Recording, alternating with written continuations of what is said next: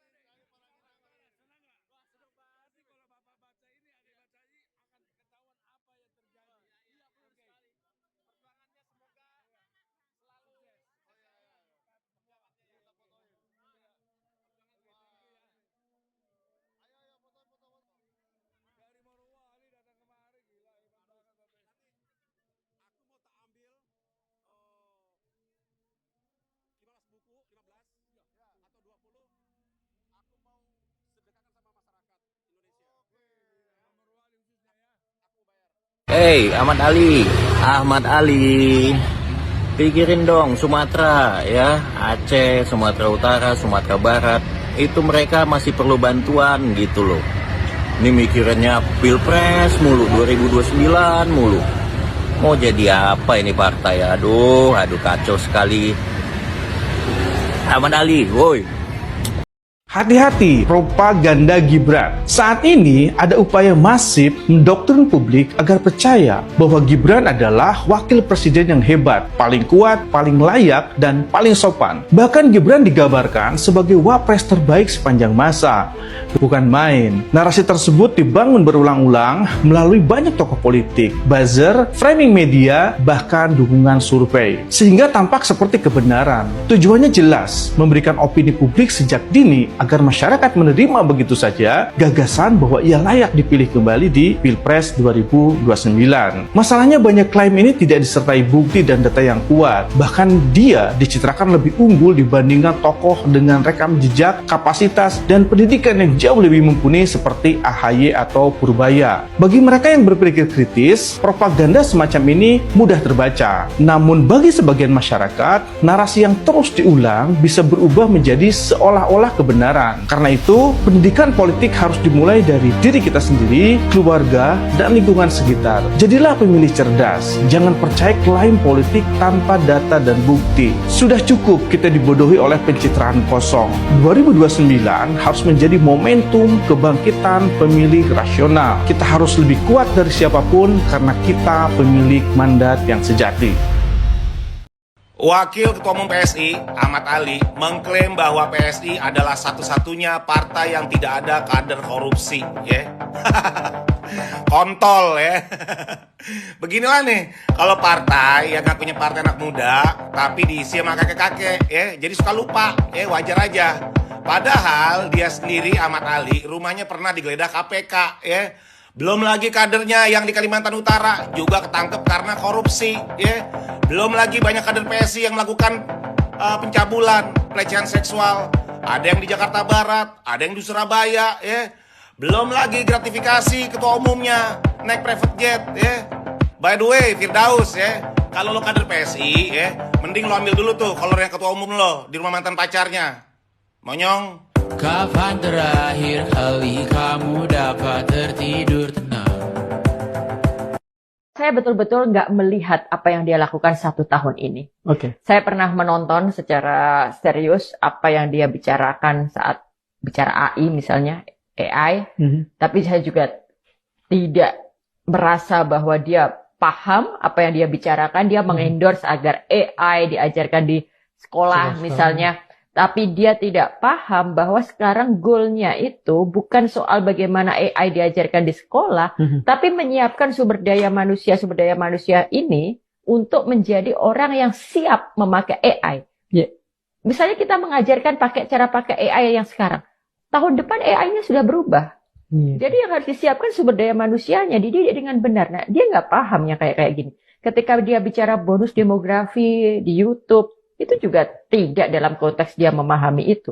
Lalu saya juga melihat bagaimana ada sebuah forum, ada petinggi militer dan sebagainya. Petinggi militernya nyampein apa, lalu Gibrannya jawabannya nggak nyambung.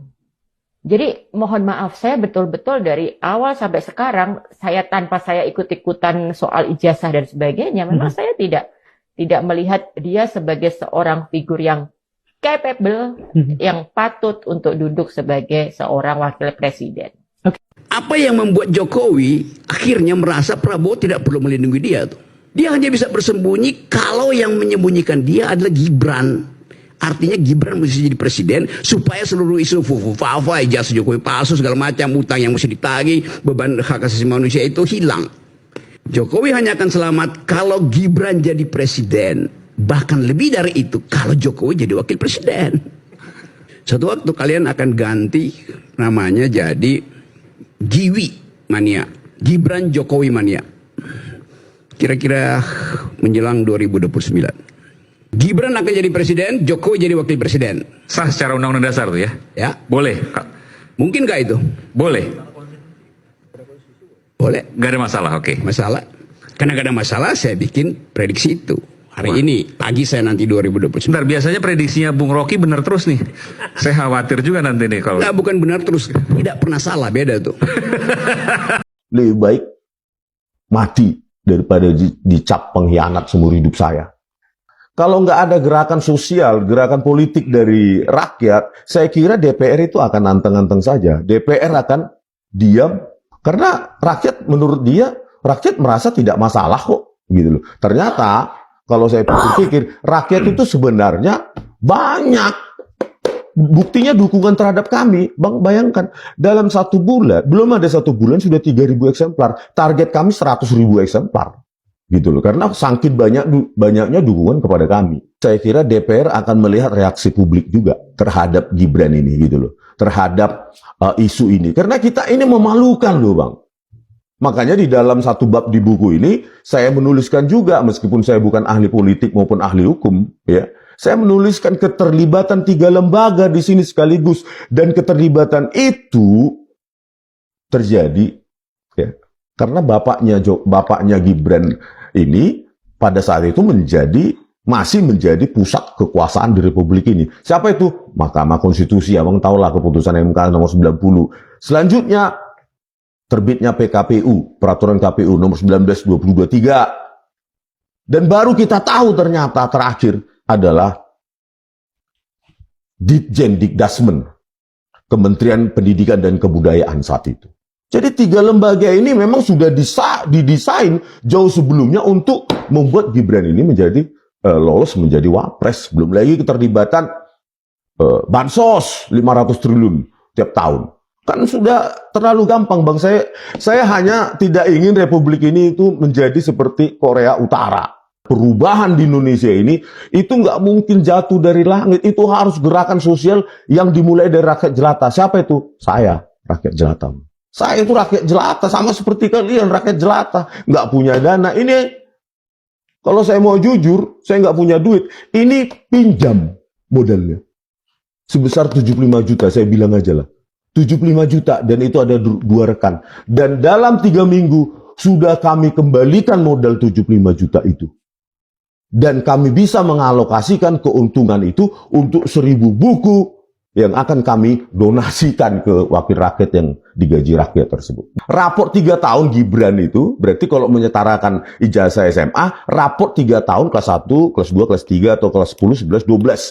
Itu nggak dia miliki. Cuma 1 saja, 1 tahun. Kelas 10 SMA dari Orchard Park Secondary School, GCE O level katanya. Nah, raport 2 tahun raport itu, masa diambil dari transkrip nilai Diploma of Business? Hakim pun tercengang, dia pun baru tahu. Gibran ini adalah the last, cengkraman kekuasaan terakhir dari dinasti haus sakau kekuasaan Joko Widodo. Jadi kalau saya harus minta maaf, menarik semua, betapa hinanya Rismon Hasilon Sianipar itu. Lebih baik mati daripada dicap pengkhianat seumur hidup saya. Sementara hidup saya sudah hampir 50 tahun. Bisa jadi hidup saya cuma berapa kalender lagi, dan saya harus mengakhiri hidup saya menjadi dilabel oleh 280 juta orang menjadi pengkhianat. Tidak ada yang namanya visi misi wapres, program wapres. Yang ada visi misi presiden dan program presiden. Saya melabeli diri saya sebagai pembantu presiden. Gibran dengan santainya mengatakan, kan tidak ada program wapres, tidak ada visi misi wapres. Ini bukan pernyataan polos, ini pengakuan kegagalan memahami jabatan yang ia duduki. Wakil presiden dipilih rakyat, bukan diangkat sebagai pegawai pelengkap. Jika sejak awal merasa tak perlu visi dan gagasan, lalu apa yang sebenarnya ditawarkan kepada publik? Lebih parahnya lagi, ia melabeli dirinya sebagai pembantu presiden. Ini bukan kerendahan hati, ini pengerdilan mandat rakyat. Konstitusi tidak mengenal wapres sebagai figuran yang cukup patuh dan diam. Wapres seharusnya menjadi mitra strategis, pengimbang kekuasaan dan sumber gagasan, bukan sekedar bayangan yang hidup dari legitimasi presiden. Ucapan ini membuka masalah yang lebih besar, krisis kepemimpinan dan kemiskinan visi. Ketika seorang wapres bangga tanpa program dan tanpa visi, publik pantas curiga jabatan ini diisi bukan untuk bekerja, tapi sekedar mengamankan kekuasaan. Tolol.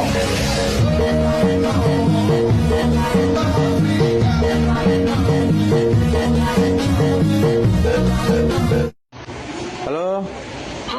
Belum juga, Pak.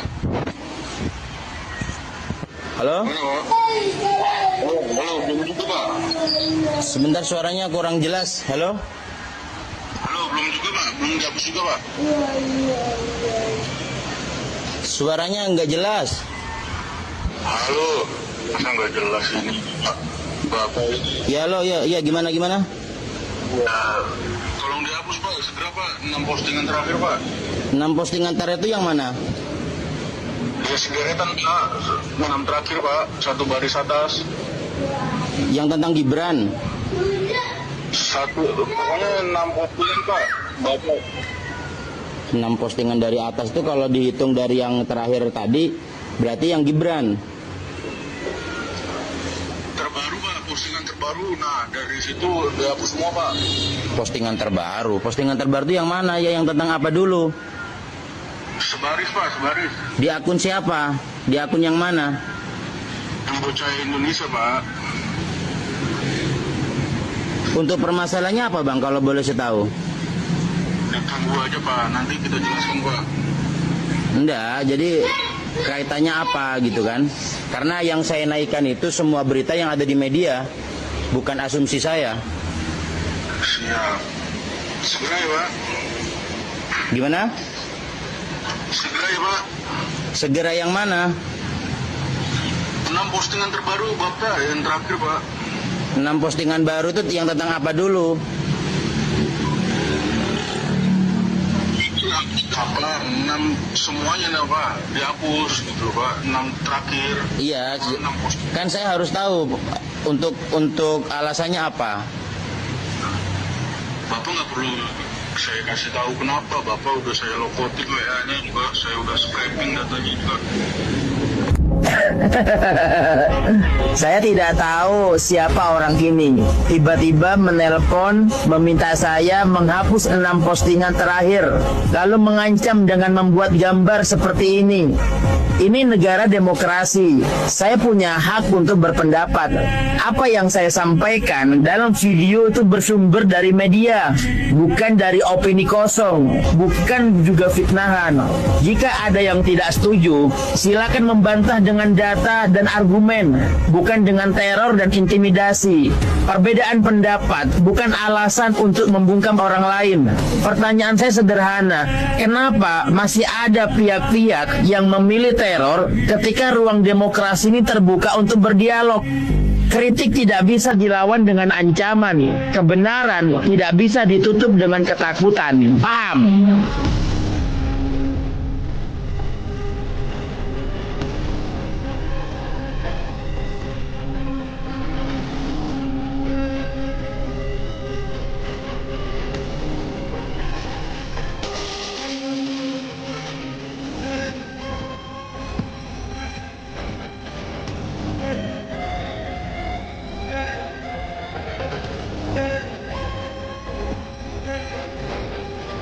Gibran bisa jadi lawan Prabowo di 2029, dua nama ini mulai disebut sebagai kompetitor serius. Ketua Harian PSI, Ahmad Ali, menyebut Wakil Presiden Gibran Rakabuming Raka berpotensi jadi lawan kuat di Pilpres 2029. Menurutnya, Gibran punya modal politik yang jarang dimiliki tokoh seusianya.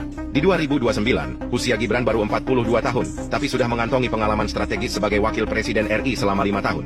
Pengalaman ini, kata Ahmad Ali, jadi pembeda besar dibanding tokoh muda lain. Bahkan nama seperti AHY dan Cak Imin dinilai belum punya pengalaman eksekutif kepala daerah yang dipilih langsung rakyat.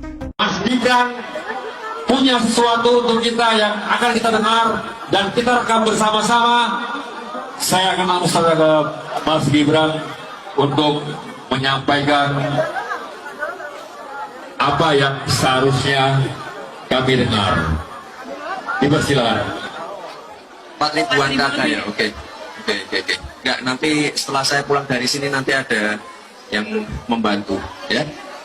Bapak Ibu, yang penting Bapak Ibu sehat semua, yang penting Bapak Ibu rukun semua, sehat semua, ya. Terima kasih. Wassalamualaikum warahmatullahi wabarakatuh. Segitu aja Mas Gibran, jauh-jauh dari Solo.